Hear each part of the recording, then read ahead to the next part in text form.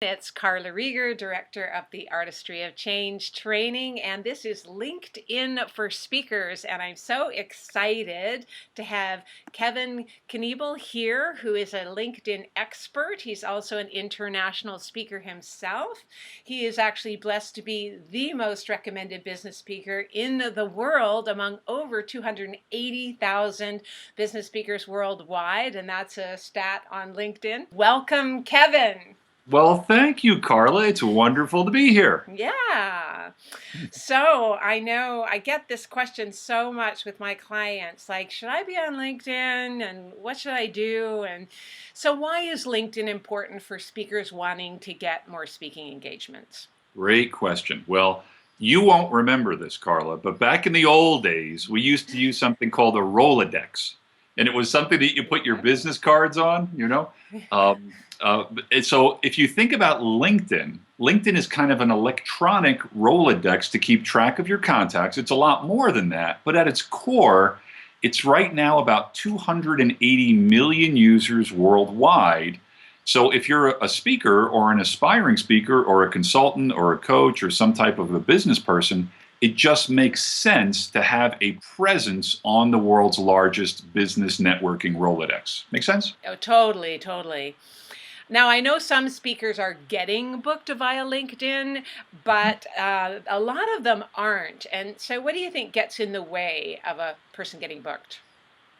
Most people on LinkedIn really don't use it to anywhere near its full capacity. And it's not any fault of the people, it's just nobody's ever taught them how to use it effectively. But for myself, and for the people that I work with and the people that I coach and I speak to, I really show them how to make LinkedIn into a lead generation and revenue producing machine. Okay, great. So let's talk about some specifics. How can speakers get their profile seen, especially for meeting and event planners? Yeah.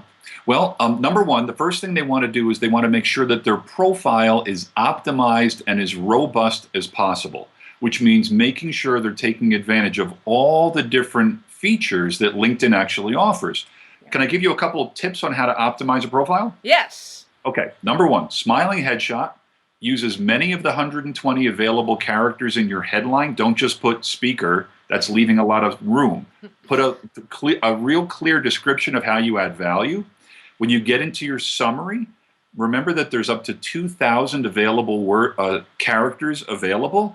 Use as many as possible and understand that LinkedIn also has search engine optimization functions built into its programs. Yeah. So if you speak on a particular topic, use that word repeatedly through your summary, because when somebody types that word into the search bar on the top of LinkedIn, you will rise based on how often that word is used. If you have a promo video, nobody's going on LinkedIn to watch Avatar or Titanic, but if you have a 60 or a 90-second promo video, you can put that promo video on your LinkedIn profile. Yeah. Make sure you have all of your contact information, phone number, email address, maybe a business mailing address, links to your Twitter, your Facebook accounts, or your blog. So number one, you want to make sure you have a fully optimized and robust LinkedIn profile. And maybe later in this interview, I have a free gift that I could give to your viewers about really how to maximize that profile for free. Excellent. Good. Yeah. Thank you. So did that make sense? Yeah, totally made sense. Great. So what about getting connections with meeting planners? Oh, you know what? You asked me that, and I apologize. I never covered that. LinkedIn has an advanced search algorithm tool built into it. So when people go on LinkedIn and they go to the top of the page, there's a search bar. If they go to the right of that search bar, they'll see the word advanced. And Right. if they click on that, they can start to populate fields such as job title, area or geography, industry, what college the person went to, whether they like to fly fish or do the Macarena, whatever it is they want to put in there. Right. LinkedIn is a database, and they can pull that data to find the people that fit that profile. So it would literally take me 30 seconds to find every single person on LinkedIn that has meeting planner in their job title. My wife tells me I have a sometimes annoying habit, which, by the way, when your wife tells you you have a sometimes annoying habit, that's code. That's code for always annoying. So, I have a sometimes annoying habit of reducing things to the absurd. I make things really simple. If you were in my world and you're listening to people talk about social media all day long, after a while you start to figure out that most of the questions they're asking really aren't about social media. They're about networking and relationship building. Right. So to answer your question, what are the faux pas? What are the things that people do that are not good? Usually, we can't outrun our character. So I'm going to get philosophical here for a second. So if someone's networking skills were less than stellar pre-social media, just getting on LinkedIn, Facebook, or Twitter isn't going to turn them into God's gift to networking. Right. Now, but there's a lot of people out there that think, oh, I'll get on LinkedIn, Facebook, and Twitter. I'll connect to everybody and their brother. The clouds apart, and the money will fall out of heaven. And I say, no, the world doesn't work that way. So what I tell people is, for every minute that you're learning how to use LinkedIn effectively, also read and study interpersonal and networking and relationship building material. Because if you don't, you're effectively a transmission repair person or repairman who knows how to fix a transmission but really doesn't know how to drive the car. Right. I've So, never heard a social media expert say that, and that's so important. oh, it's critically important Mm-hmm. because social media is constantly changing. There's not a lot of people right now going to seminars to learn how phones work, Yeah. but there's a lot of people going to seminars to learn how LinkedIn, Facebook, and Twitter work. But really think that through for a second. Once you understand the basic turn this lever, crank this dial, whatever, then it really comes down to either your quality or lack of quality of conversation skills. So the answer to your question is, your success using LinkedIn or any social media channel is going to be in direct proportion to your skills in terms of opening conversations without kissing on the first date. Right. Yes. Yeah, don't be Good. slick, don't be salesy, none of that stuff. Good metaphor. Right. Going further or asking someone to get married after the second date. It's just Right, like, yeah, right. that makes people run the other way. Yeah. So right now you're looking at my LinkedIn profile, and I am in no way saying that this is a Mona Lisa, but it's worked very, very well for me over the last 10 years. I've actually been on LinkedIn for over 10 and a half years. I was very fortunate that I got on LinkedIn within 60 days of the launch back in 2003. Wow. So I've seen a lot of changes over the years. As I mentioned earlier in our conversation, your LinkedIn profile is kind of like your electronic digital business card. So when somebody pulls up my LinkedIn profile, they can tell a couple things right out of the gate.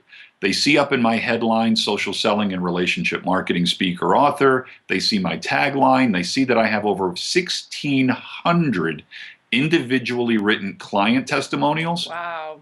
As a speaker, I cannot tell you how valuable that is, because if people are evaluating whether or not they want to hire you for speaking, training, coaching, consulting, whatever, when you have right in your headline a number of how many client testimonials you have, it kind of sticks out.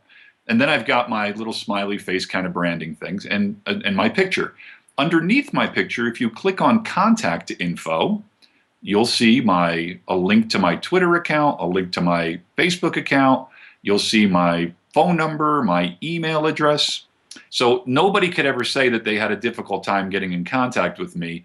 And that's my point for your viewers, is you want to make it as easy as possible for people to communicate with you. You don't want to miss an engagement or an opportunity because people had to jump through hoops of fire to try and connect with you. Right. You'll also notice that I have, to the right of where it says contact info, there's kind of a string of letters, linkedin.com/in/Kevin Knievel. That's called your public profile URL. I've modified that, and people can modify that in their profile. And what your viewers really want to make sure they do is make sure they have a link to their LinkedIn profile in their email signature. So if they're using Outlook, Gmail, Hotmail, whatever they're using, they want to make sure they have a link to that so that anytime someone receives an email from them, they can click on the link and immediately see their LinkedIn profile and establish their credibility. Yeah. If you scroll down my profile a little bit more, run down a little bit, there we go. So you see additional information. You see my contact information again. If you go down a little bit, there's my contact info. Keep going down.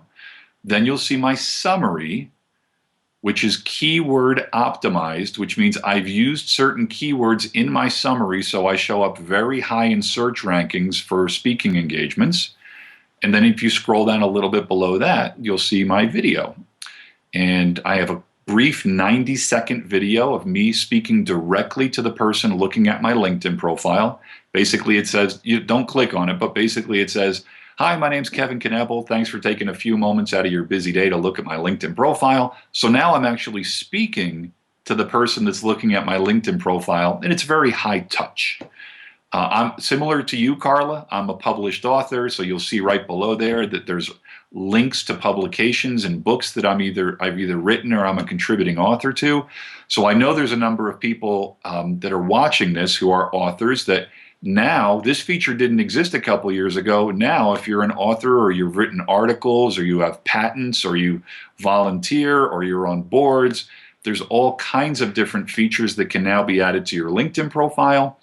And then there's places where people are endorsing you for different skill sets. And then you get into your kind of like your resume, your experience. So again, we could go for hours. I deliver, multi-hour LinkedIn profile optimization boot camps, and that's not the purpose of this interview today.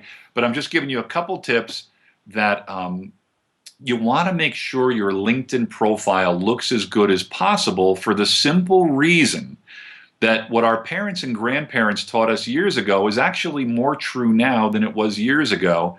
And I'm guessing you probably heard you only have one chance to make a good first impression. Right. So you could be the best speaker or author or coach or consultant in the world, but if someone looks at your LinkedIn profile and it looks less than stellar, they have no choice but to think that you're less than stellar, because huge doors of opportunity swing on little tiny hinges. So let's just make sure we take the time to make it look good. Would it be okay, Carla, if I gave your viewers a free gift? Yes, please. Okay. Because I really like Carla. Let's talk about her like she's not here. She's cool. She's way cool. So because she's way cool, because I like you, I like your viewers. So when people get their LinkedIn profile looking about as good as they can get it, I'm going to give your viewers a free $197 gift. I'm not going to charge them a nickel for this. Wow. If they will send me an email to kevin@kevinknievel.com, and it's Knievel, it's Knebl. Could I please buy another vowel? It's 5 letters, right?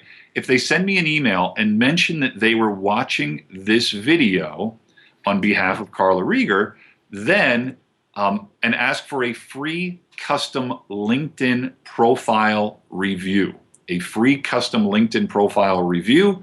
I will personally review their LinkedIn profile and send them a customized email explaining exactly what they could tweak to make it look even a little bit better. I'm sure it looks good to begin with, but after doing this for 10 years, I'll give them some ninja moves, So yeah, wow, that's amazing. So that's a little bit about profile optimization. I mean, we could talk about advanced search, we could talk about groups, we could talk about whatever you want to talk about. Yeah, well, interesting. I was just looking down the right-hand column here, and there's some interesting, like how you and I are connected. Mm-hmm. So explain a little bit about that.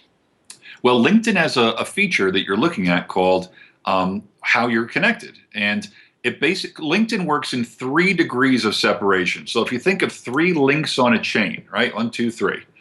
You and I think at the top of my profile, I think it said you and I were 2nd degree connections. Yes. So here's a link, here's me, here's a mystery person, and then here's you. So you're not my 1st degree connection because we're not connected, you're a 2nd degree.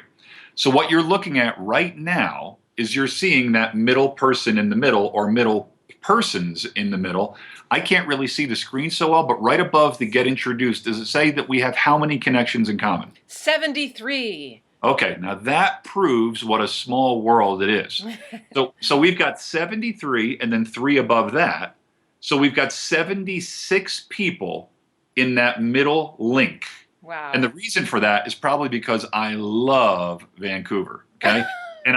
And I've spoken in Vancouver and Surrey and Coquitlam and Chilliwack a number of times over the last couple of years. And we probably know a lot of people in common, including the amazing Rebecca Coleman, Rebecca, yes. who is only the coolest person on the planet. So, Totally. so what LinkedIn is doing is it's showing us how you and I actually are connected to each other. And that tool can be very, very helpful in facilitating warm introductions instead of cold calling. So let's talk about that. So there's this thing I can click on says get introduced. Go ahead, click on it. Okay.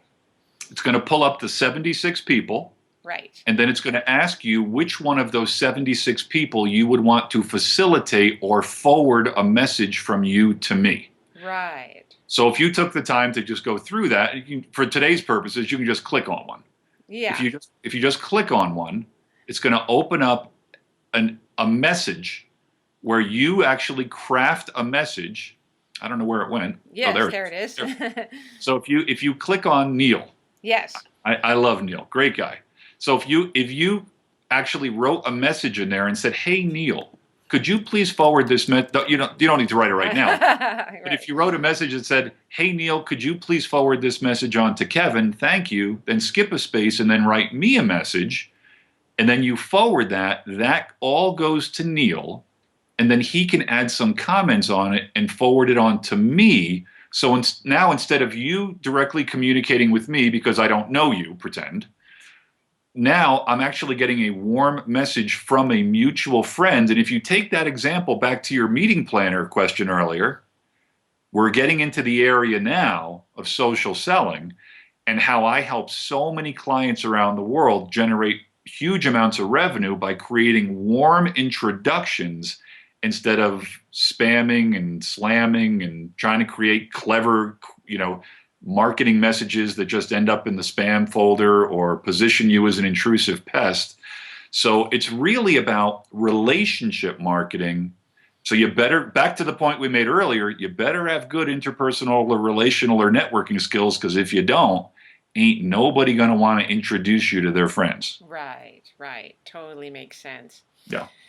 Now, there's another way I noticed. I can click on connect, right? Mm-hmm. And then it brings up this whole other box. And it's going to ask how you know me. Mm-hmm. It's going to give you a couple of options, friend, colleague, whatever. So there are a couple different ways that you can either connect or communicate directly with people based on everybody's particular situation with a particular individual. You figure out, should I connect directly? Should I go through a mutual friend?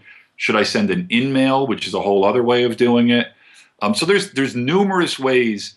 So the takeaway, the most important thing I think for your viewers to understand in what we're talking about right now is, number one, you can identify the people or organizations that you want to do business with and add value to. Number two, you can figure out how to get in front of the right person or organization through mutual connections. And then number three, how to craft a message in such a way that it's not slick, salesy, pesky, or creepy, right? Right. And that's why I often tell people it's really not about social media. It's about social networking. Yeah, exactly. Yeah. And you talked about groups and places where you might find a bunch of meeting planners. Let's see where that is. Well, if you go to the top, do you see that search bar at the top? Yes. If you put your cursor to a little bit to the left of it, and there's a drop-down menu right there. Click that drop-down menu, and now click on groups, because what we're doing now is whatever we type in that search bar is only going to search within groups, not within jobs, not within people. Now, please type in that search bar, meeting planner.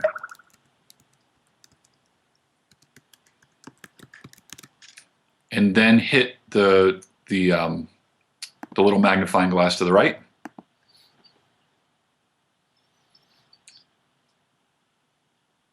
And when you hit that, LinkedIn is searching through over 2 million groups to find any groups that have the word meeting planner in the title. Now, if I had asked you to type meeting planners, we probably would have pulled up a whole other group of people.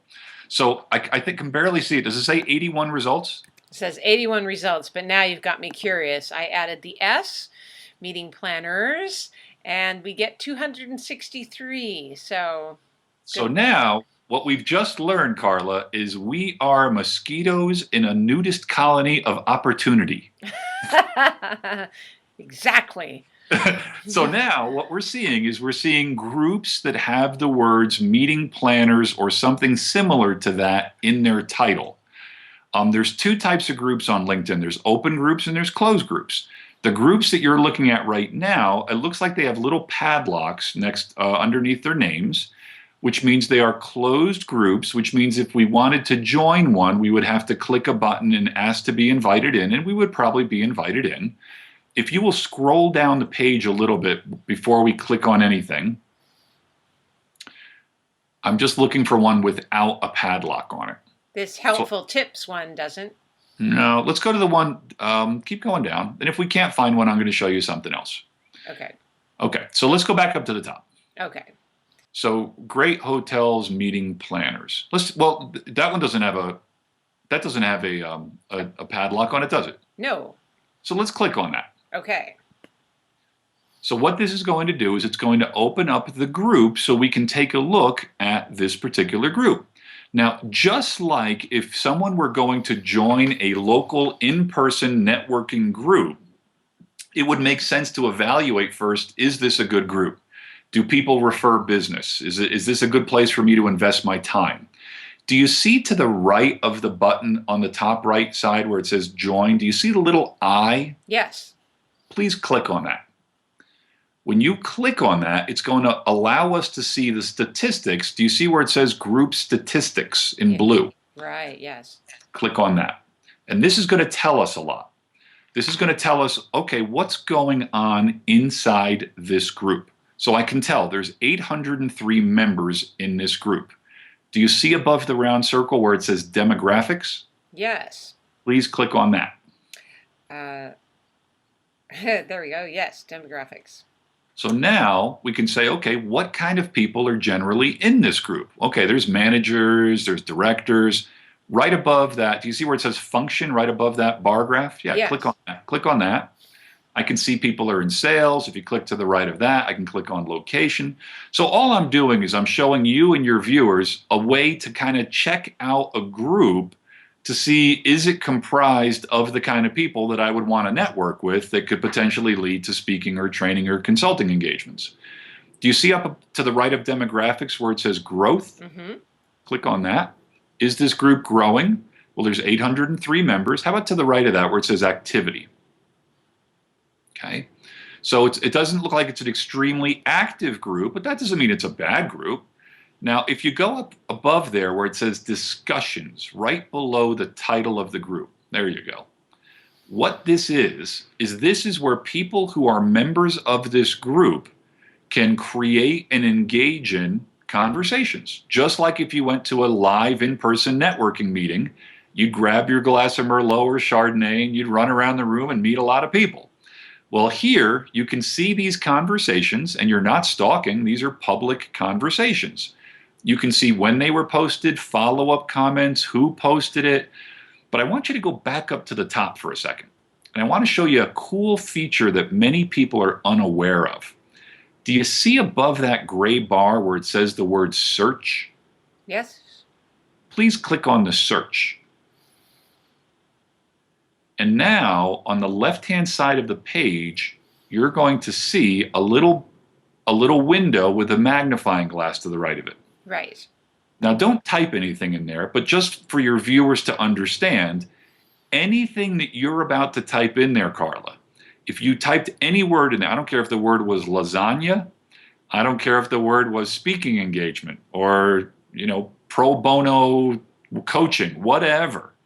Anything that gets typed in there or anything that gets typed in there in any group on LinkedIn, and then you hit the search button, what it's really doing is it's searching through all the discussions that have ever been held in this group for any and every use of that word. Can you see how powerful that could be? Totally. Because now You could type anything you want in that in a particular group, and now you could immediately go to the conversations that you would want to participate in. But again, not kissing on the first date, not running into the middle of the conversation and saying, book me, book me, book me, because that's a good way to, lose friends and alienate people. So it's all about networking skills. But this tool is showing you how to find the conversations that you would want to engage in. And then the question becomes, how are your networking, interpersonal, and relational skills? It always comes back to that.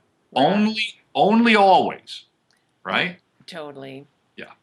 So again, we could do a whole hour just on LinkedIn groups. Yeah. I'm just giving you a couple tips on LinkedIn groups. Yeah. So, just to kind of wrap it up, what are some examples of, say, how you've gotten speaking engagements on LinkedIn or others that you've worked with? Um, a quick example of that would be what I typically advise my audiences and my coaching clients is to develop the morning routine of investing 15 minutes every morning on LinkedIn before you open up that email account that hasn't been down to zero since 1995. Because using social media, or LinkedIn specifically, there's no difference between using LinkedIn and deciding to go to a gym to get in shape. You Sure. can't go to a gym and cram 2 years worth of workouts into 3 hours. Right. It's small efforts over time produce massive results. Yeah. I'm prefacing my answer to you with anybody who thinks that there's a silver bullet. No offense, I love you, but if you think there's a silver bullet, you're pretty naive about life. Okay?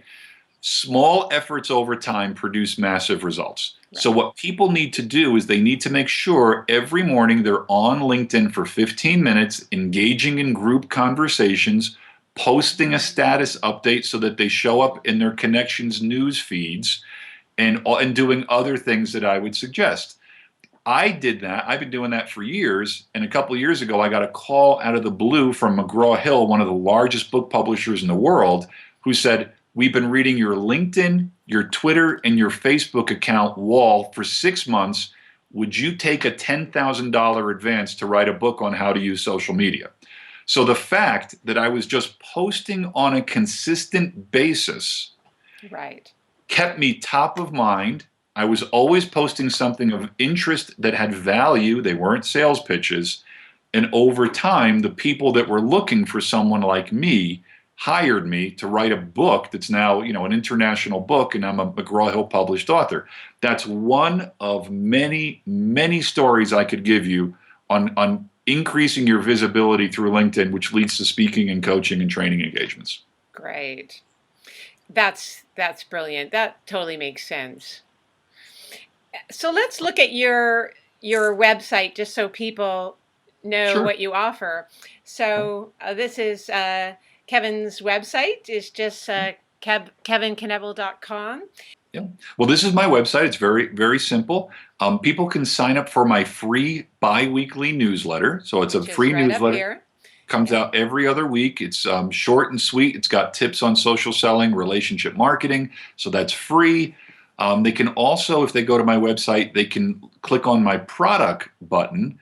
And if they go to products, that's over 4 hours of training videos that people can watch as many times as they want. It's not a one-shot deal. They can watch it over and over and over.